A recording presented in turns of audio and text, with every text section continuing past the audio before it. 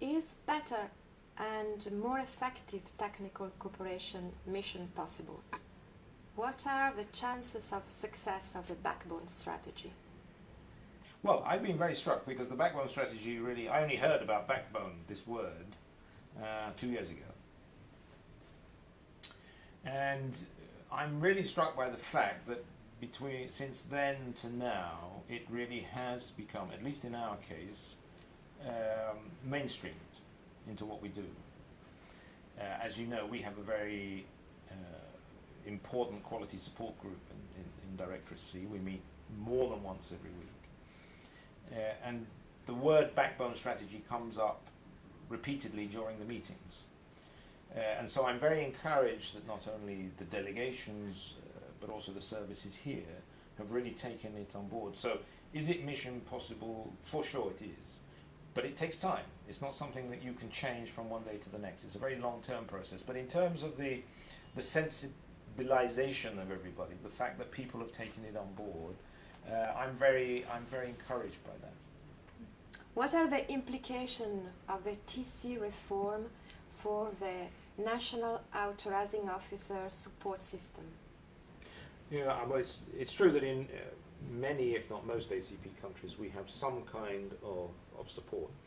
It could be long-term technical assistance under a service contract. It could be a unit composed of local staff, either recruited on contract, or it could be national civil servants where we pay a top-up on their salary. Or it could be a combination of all of those things.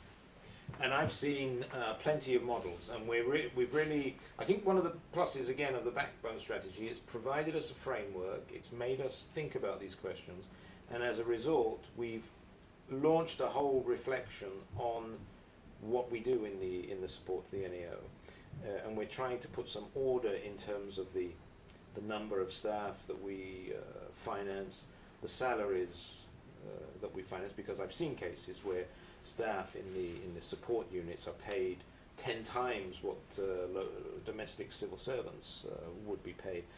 Is that sustainable? Obviously you must have doubts about that.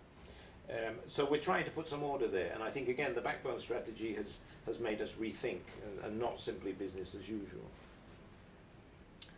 Looking forward, what would you like to see different in 3 years' time?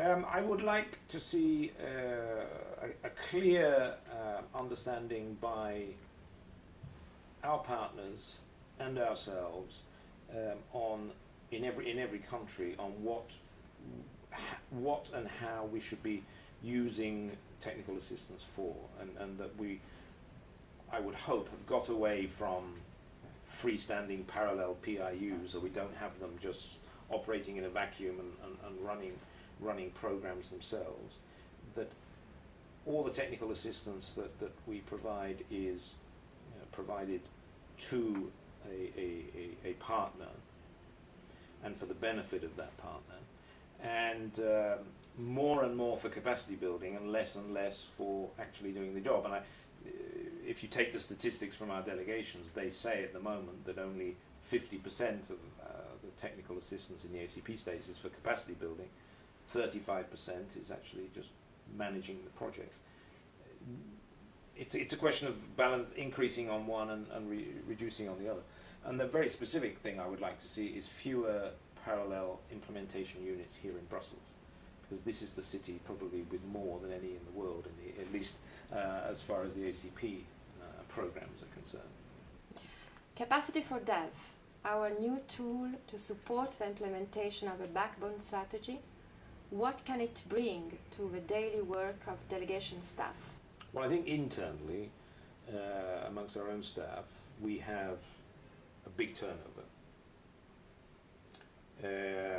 We have commission officials who come and go to different jobs, and we have contract agents who finish their contracts every 3 years. So we have a continuous need for learning. I think Europe Aid is a very strong learning organisation, and I think Capacity for Dev is another positive step in that way for our own staff. I think for the outside world, our partners and other organisations, it's good for them to see how we work. Best practices, we can always learn from each other. So I think capacity for dev is a really useful tool in that respect.